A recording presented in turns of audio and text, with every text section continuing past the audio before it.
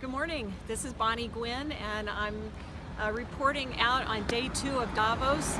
I'm outside, as you can see. It's probably about 10 degrees here, and we wanted to give you a sense of what it's like.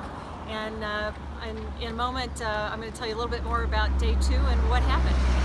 We're doing something a little different today. As you know, for those of us who are delegates, we report back to everybody in the Heidrick and Struggles family around the world about what's been happening each day.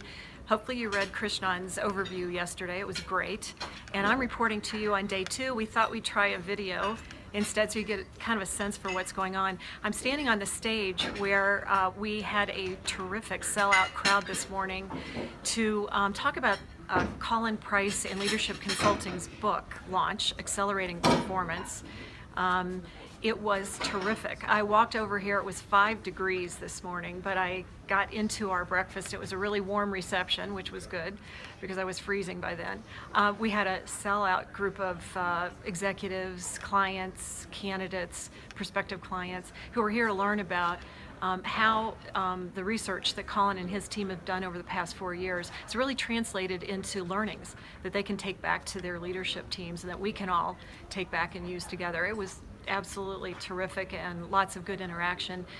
One of the big takeaways for me, Dan Schulman from PayPal was on the panel, and some of the conversations I've heard at Davos this week have been interestingly about purpose. And Dan talked about it, Colin talked about it. Dan described on the panel that one of the credos he uses at PayPal is define reality but inspire hope. And Colin said in his research that leading with a sense of purpose was just as important as driving for metrics. And interestingly, I went to a breakfast yesterday that E&Y hosted. That was the theme. And Tracy and I had a conversation with one of our clients who also shared the same thing, that he believes purpose is what keeps his team coming in, working late hours to do the great work that they're doing. I went to a very interesting breakfast a couple of days ago called When Women Thrive, Businesses Thrive. There's a lot of talk you've probably seen in the press about Davos and the fact that there's only 18% women delegates. In fact, there's a storefront down the street, which maybe we'll try to show you, that is called For the 18% because it reflects the fact that only 18% of the delegates here are women. It's something a lot of people have been talking about and focusing on the importance of gender parity, not just here, but of course with all of our clients all around the world.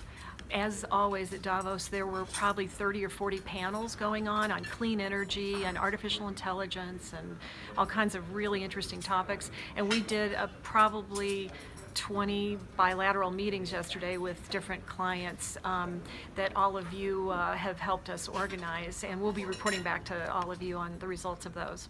I'm headed into the Congress Center and signing off now. Mike Marino will be back with a report on today's activities for you to read tomorrow. Bye from Davos.